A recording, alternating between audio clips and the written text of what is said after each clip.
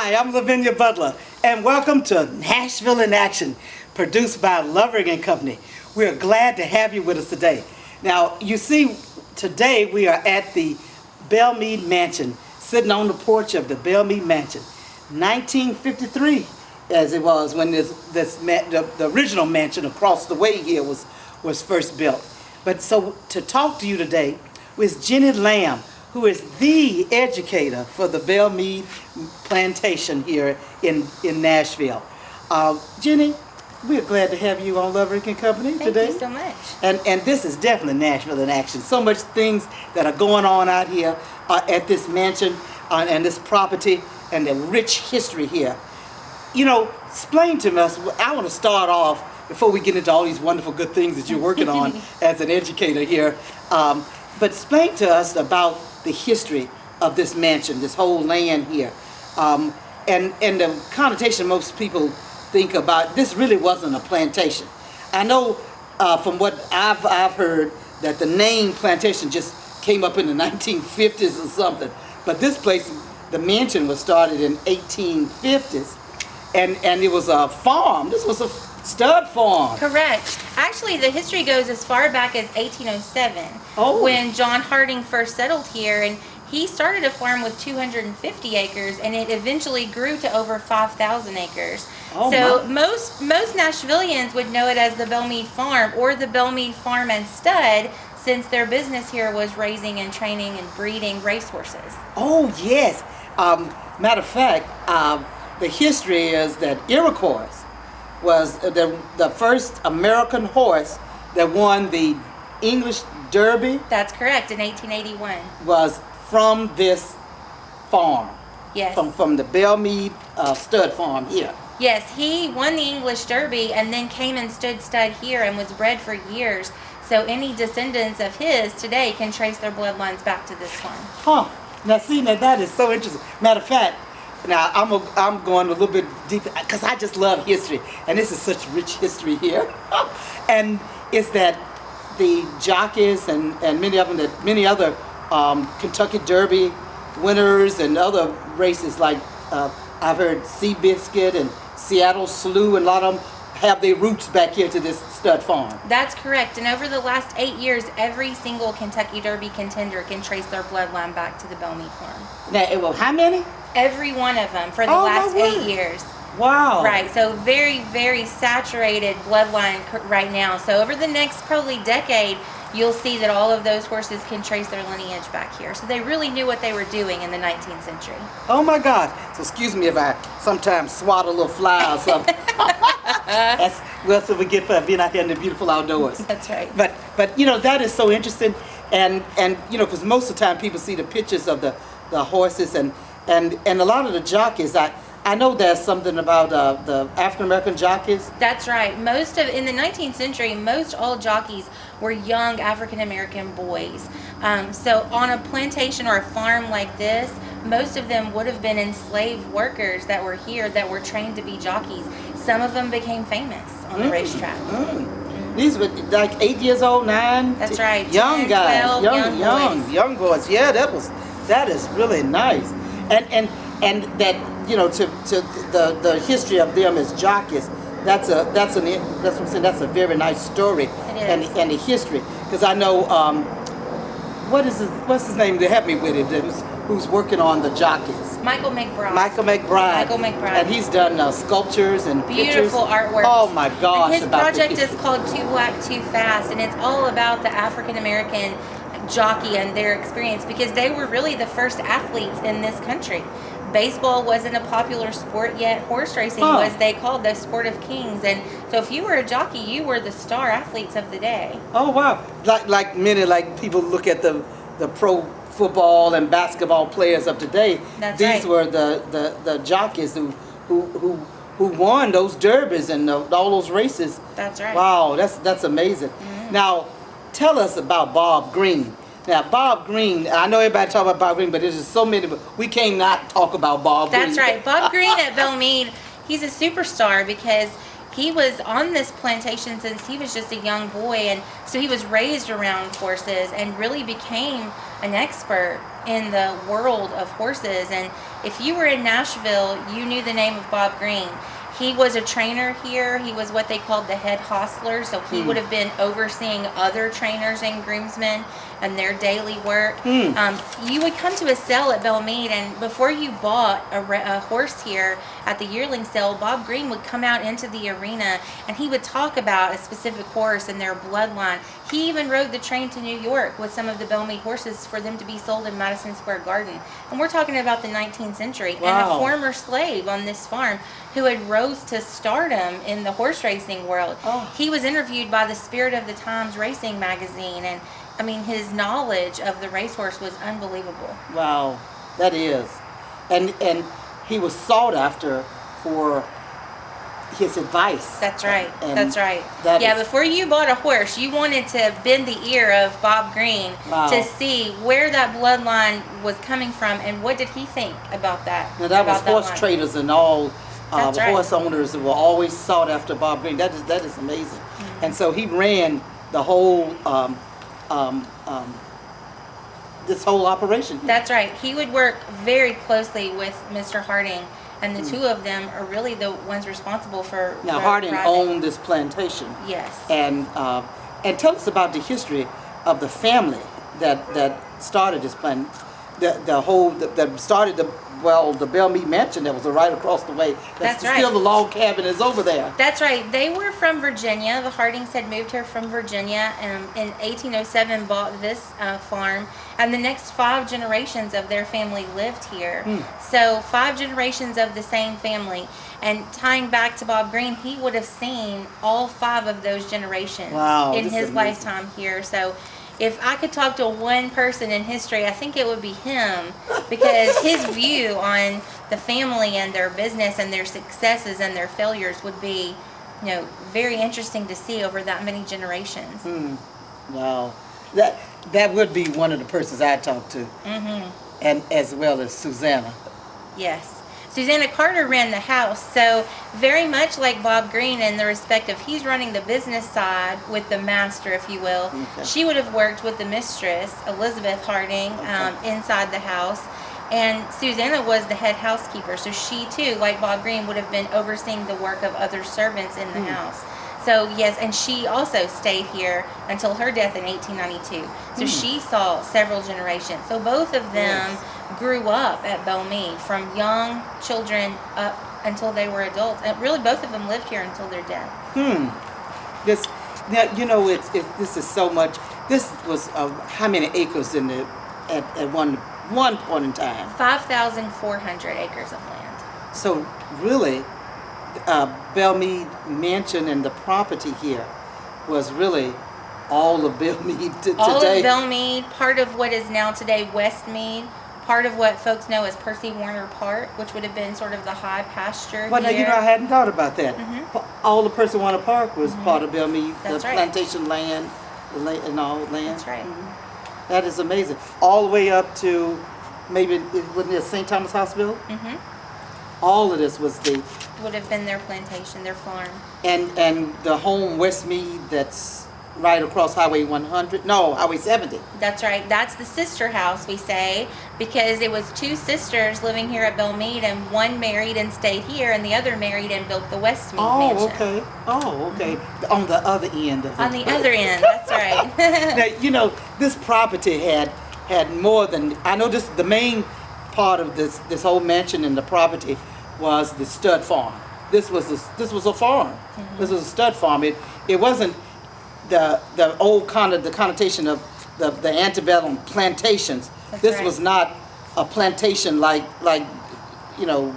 as I said, the word plantation came up in the 1950s. That's right. This was a stud farm, and mainly that's it, raising the horses. That's right. Most people today associate the term plantation with cash crops like cotton or tobacco or sugar cane, when the main cash crop here was horses. They did grow crops. They were selling some crops, but their main source of income was from breeding racehorses. So much different.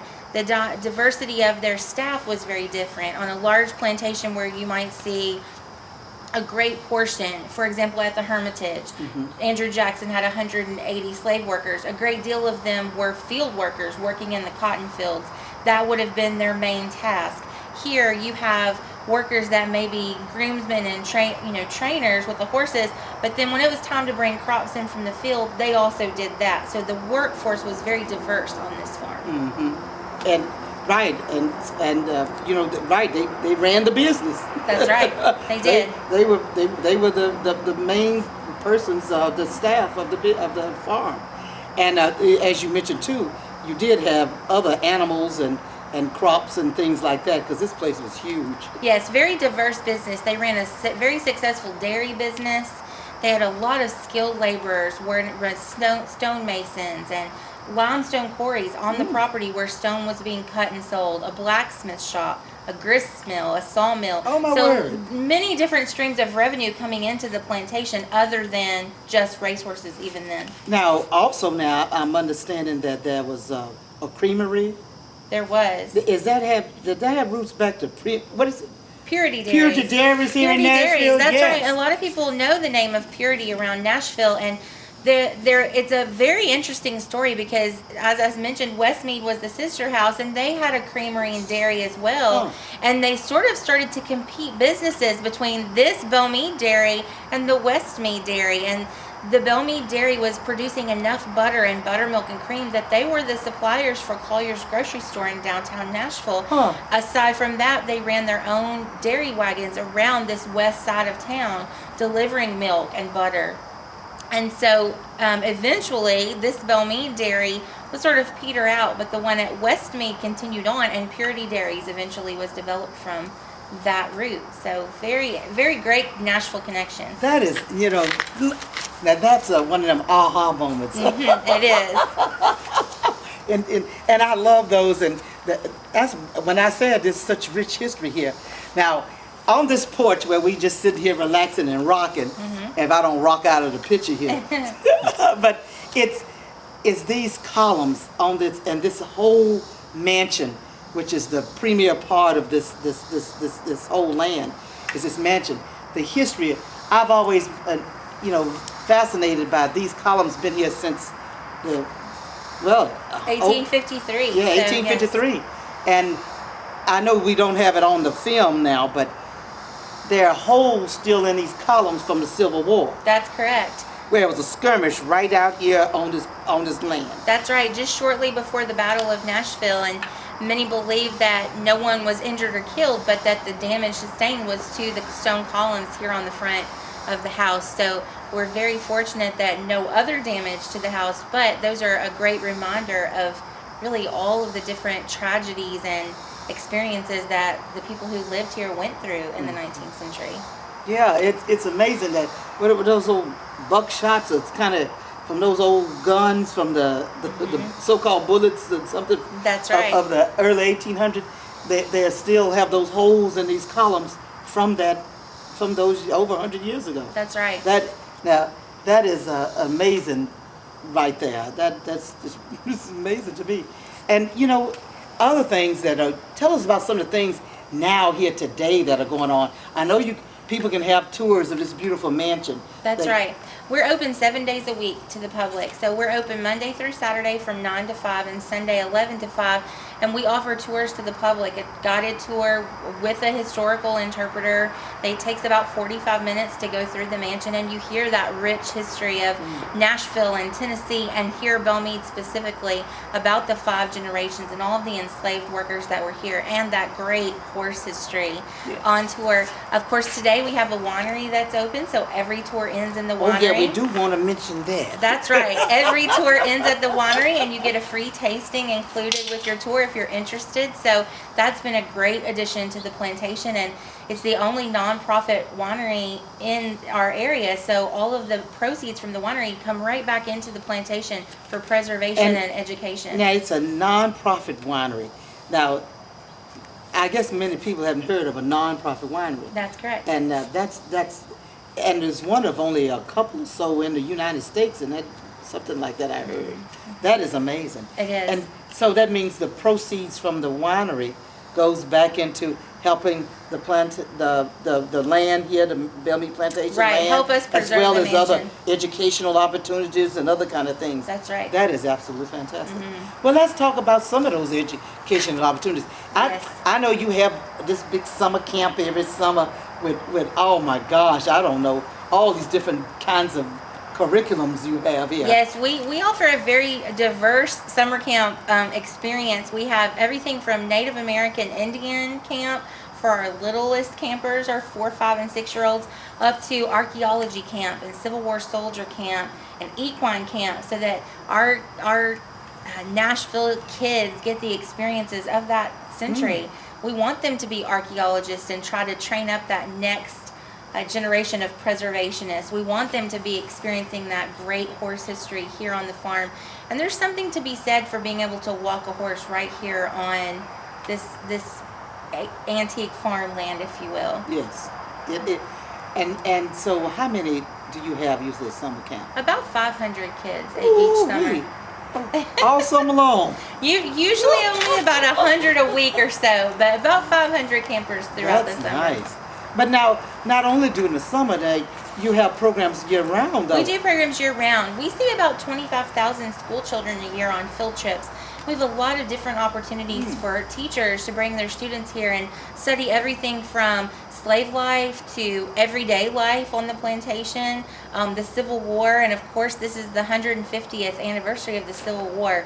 So we see a lot of teachers coming to experience that each year. So this year, of course, we'll see 2013, we're all studying 1863, and moving into next year, 1864 is going to be a big year because that's the anniversary of the Battle of Nashville, which Belle Meade was just about 4 miles from that action, and this was headquarters for General Chalmers. So that there's going to be a lot happening in Nashville next year as connects to the Civil War. Now, I've always been interested in the land directly across the street. There's a little marker over there. What is that marker? Because right near the railroad track. That's right. The Belle Meade farm had its own depot. And so you can pull in across the street and that marker will tell you about the depot there. Great business. They were really geniuses in their time because when the railroad came through, Belle Meade built a depot so you could ride the train literally right here to the farm, get off, be brought over on wagons to attend the yearling sale and buy your horses here. Horses, under the direction of Bob Green, were being trained as colts to load onto the wagons. So they also were training colts to load to the wagons so that they could ship horses north and they could sell them in New York in Madison Square Garden. So the business mind in the 19th century was just phenomenal. Sure was. Because I passed by that sign all the time and I had never read it. And I said, now, because I don't know why I thought it had something to do with, what was the U.S. President, Grover Cleveland? Yes, he did come to visit that as stayed well. right here? He did. He came to visit, and when he was in Nashville, he arrived there at the depot. He was brought over here, and he and his wife, new wife, stayed here in the mansion, and his staff from the White House stayed across the street at the West Meade mansion. Oh! They were horse and buggy down the road. That's right. Well, now that's an interesting story too. Was he the only president? Oh no, there were all kinds of presidents here. Polk, Taft, Jackson, many presidents coming by Belle Meade. And stayed right here. Right here. Probably sat here and rocked like I am. That is, or on the back patio or somewhere.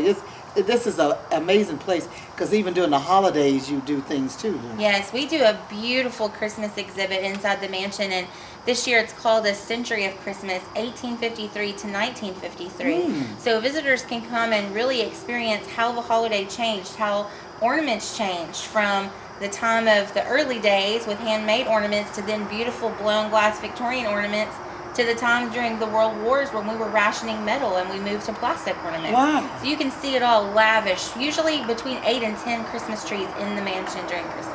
Wow, that's a wonderful experience. It's so much to do out here. There is. And you have a restaurant?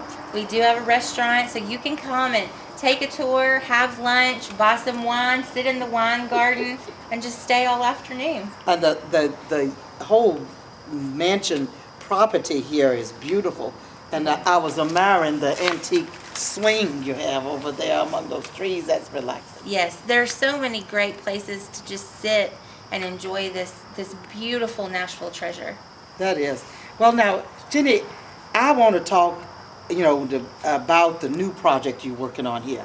Now, we've talked about, the differences between that this is not your normal plantation that most of us think about in the history, and this is Tennessee, how we talked about many people have seen roots and how down the road in Jackson, Tennessee and all where Alex Haley's family came to be and so forth and the plantations that way and the how slaves were treated there.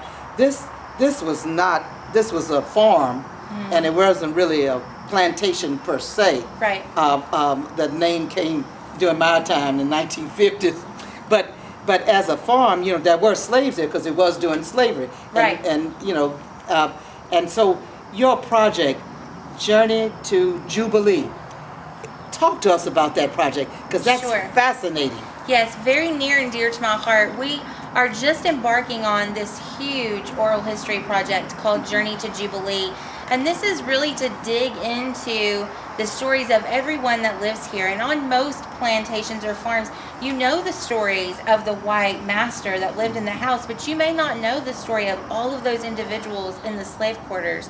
And so we're trying to dig back deep to this plantation's roots and get all of those stories, find all of those descendants, and really be able to tell the whole story of Belle Meade, how it shaped the success of the farm, and what it contributed to the whole overarching story that we tell today.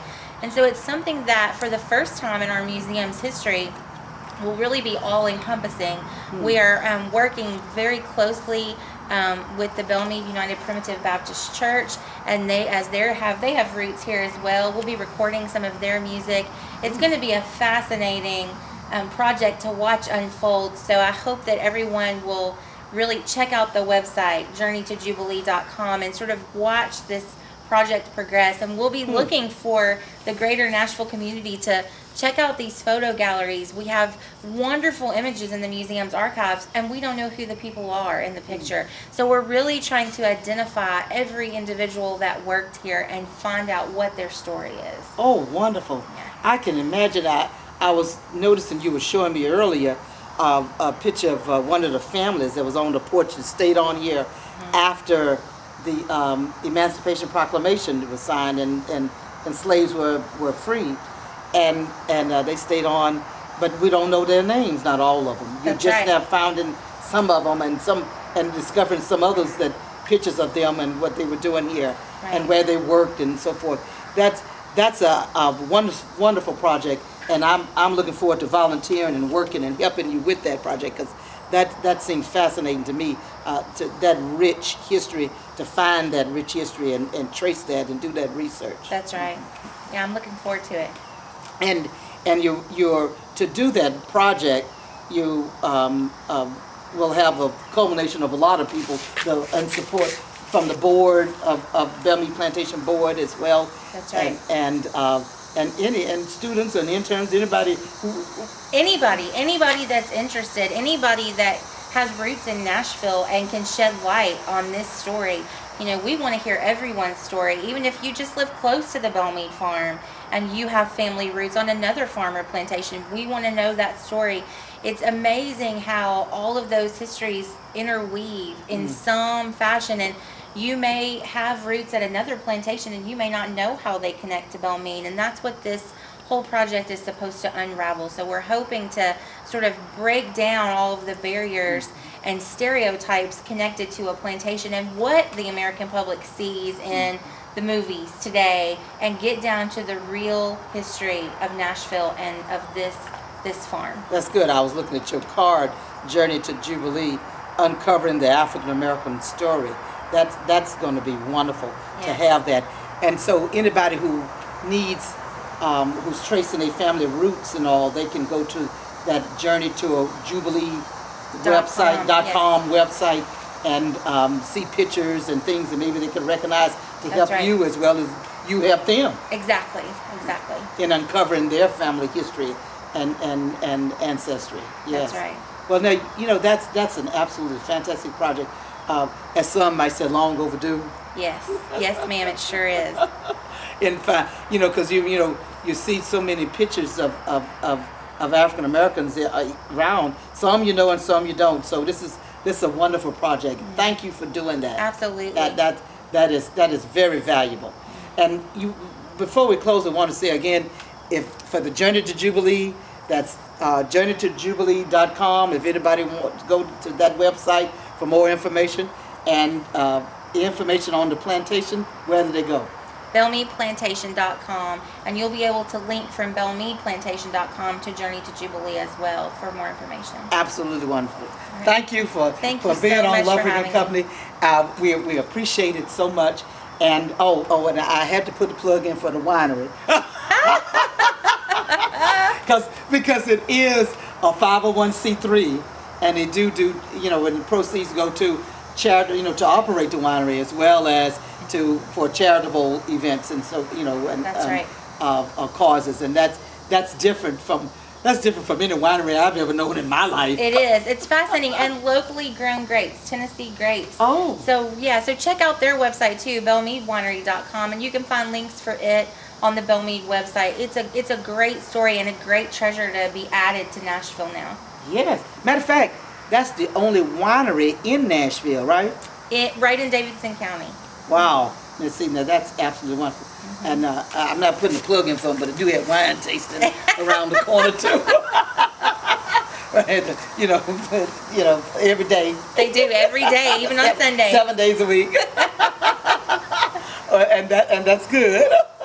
And so, but that's wonderful. All of those different, the winery, the mansion, the programs and the educational services and so forth. There's so much going on here.